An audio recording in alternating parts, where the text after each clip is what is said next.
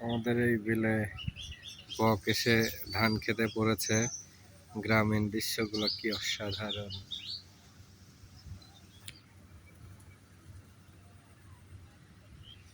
Zoom করে দেখাচ্ছি যে এগুলো সব সাদা বক এই যে উঠছে।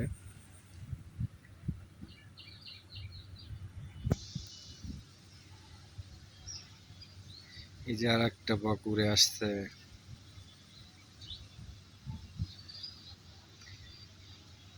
সারাদিন এদিকে খেয়ে আমাদের এখানে একটা বাঁশঝাড় আছে। বিকেলে সন্ধ্যার পরে অনেক বক থাকে এই বাঁশঝাড়ে। মাঝে প্রায় 7-8 বছর এই বকগুলো দেখা যায়নি। ইদানিং দেখছি আবার আমাদের অঞ্চলে এই বকগুলো আসা শুরু করছে।